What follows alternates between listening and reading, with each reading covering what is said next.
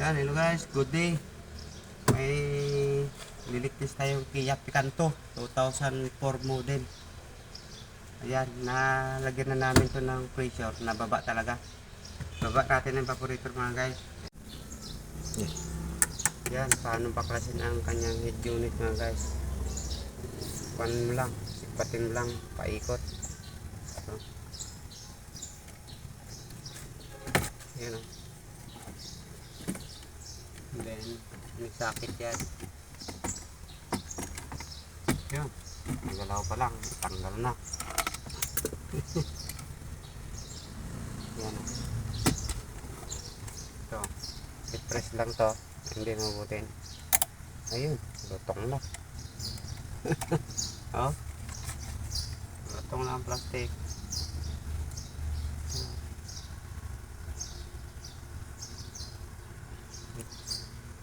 Kaya pala naugot na tayo, oh, putol na rin pala to. Yan na guys, pwede ba?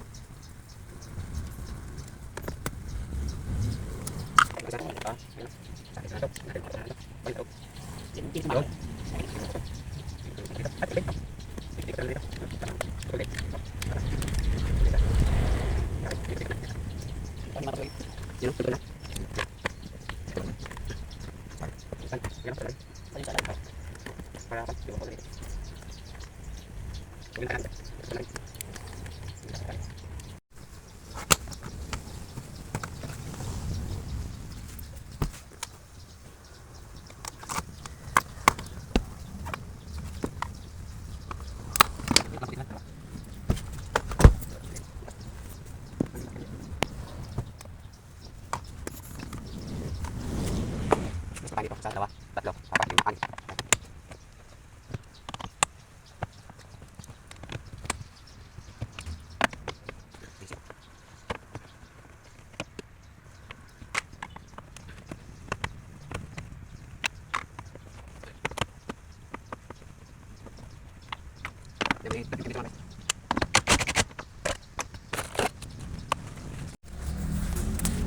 Sinisan mo, pasok mo dyan.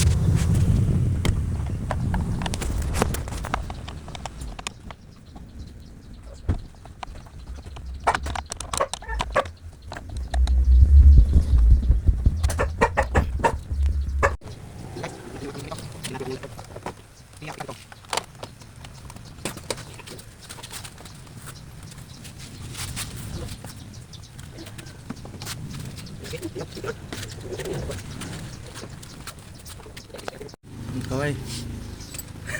Okay. Yan, natin ito. Yan,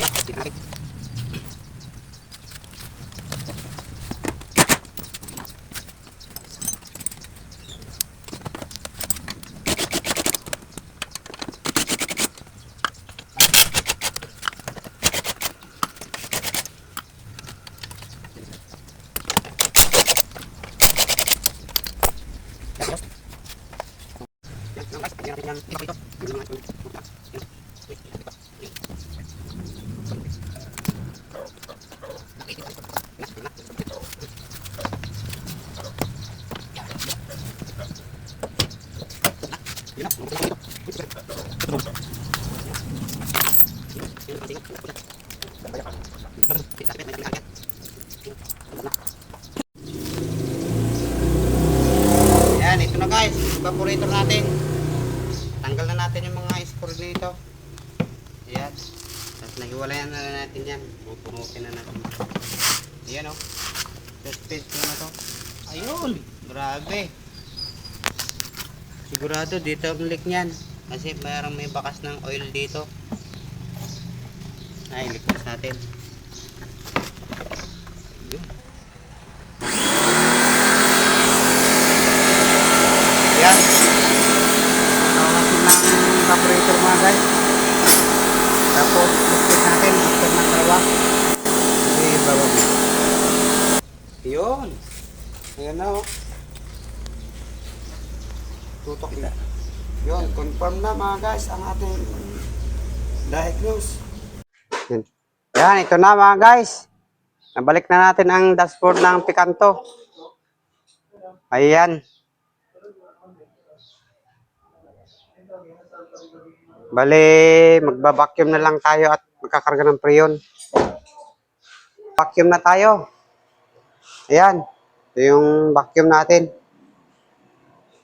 After nyan, kakarga na tayo ng preyon. Close na natin. Vacuum na. Yan.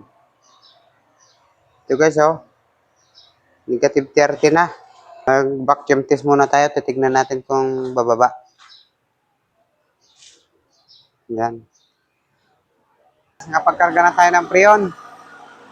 Ito na ang ating reading. Yan, 35 PSI. At ang ating high side ay 180 mga guys, 180. Okay na, sakto na ang karga mga guys. Ayan guys, readingin na natin ang kanyang room temperature. Yan, okay na to. 7 degrees Celsius mga guys, ang kanyang room temperature. Ayos, thank you Lord. Tapos na naman.